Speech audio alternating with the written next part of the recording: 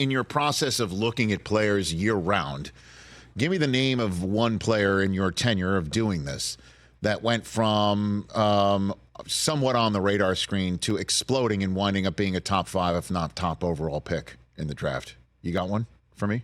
Well, let's use this year with Jayden Daniels, right? Jayden Daniels was a player that you go back to Arizona State, and he had that really good freshman year. Came in, he helped make Brandon Ayuk a first-round pick. That's how long Jayden Daniels has been playing college football. But then things kind of went south for the Sun Devils and for Jayden Daniels. He transfers to LSU, had a really good 2022 season. But even, looking at him over the summer, you thought maybe third round, maybe fourth round, a good player. But then what he did this past year for LSU, did he have a great offensive line? Yes. Did he have all-stars at receiver? No doubt about it. But you can't take away what he was able to do in terms of creating big plays. And that's something I think translates to the next level. Nobody had more plays of 20-plus yards than Jayden Daniels. He had 90 this year. And we only have the data going back 5-6 years, but I'd be shocked if that's not a record. To put that in perspective, Joe Burrow, in his great final year at LSU, he had 87 plays of 20-plus yards, and he did that in 15 games. Jayden Daniels had 90 in only 12 games. So his ability to create the big play with his arm and his legs is the reason we're talking about him as a strong possibility of maybe being that number 2 pick to the Commanders. So that was going to be my next question, is despite Caleb Williams and the hype, hoopla, and things of that nature, and having seen what his Heisman Trophy season was 2 years ago, in him not having the line and receivers like Jayden Daniels was blessed to have at LSU in his Heisman Trophy winning season of this year.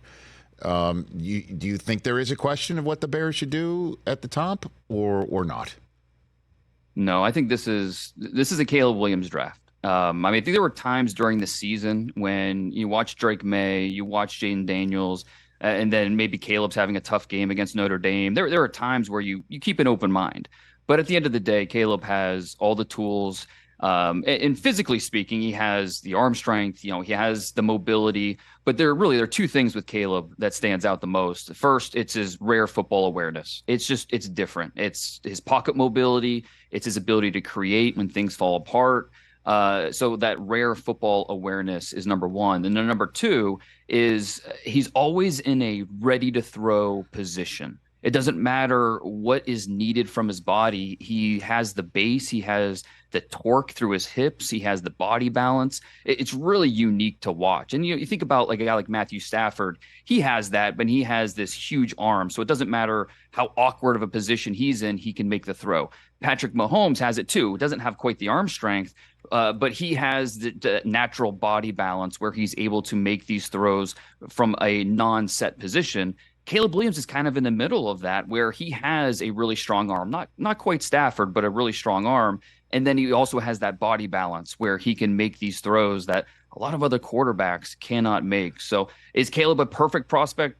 By no means am I saying that. He needs to clean up the fumbles, needs to be a little more consistent working from inside the pocket with his initial reads. But you take all of the skills that he has put on tape the last 3 years, and you're willing to bet on that translating well to the next level. Do you agree with the decision the Bears made then to trade Justin Fields out and go for Caleb?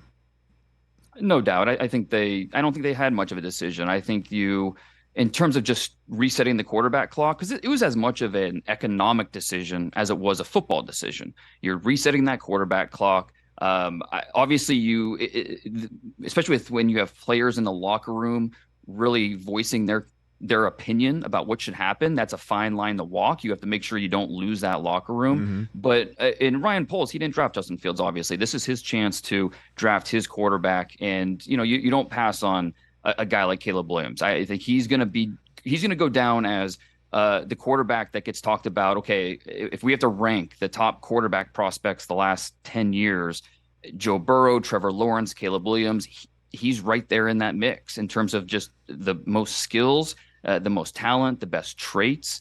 And so obviously time will tell if it works out, but I think the Bears honestly didn't have much of a choice to make. This was the right way to go. Dane Brugler, NFL draft writer for The Athletic, and check out his draft preview and the number of prospects that are drilled down on are very impressive, to say the least, right here on The Rich Eisen Show. Catch The Rich Eisen Show every single day on the Roku channel, 12 to 3 Eastern, for free.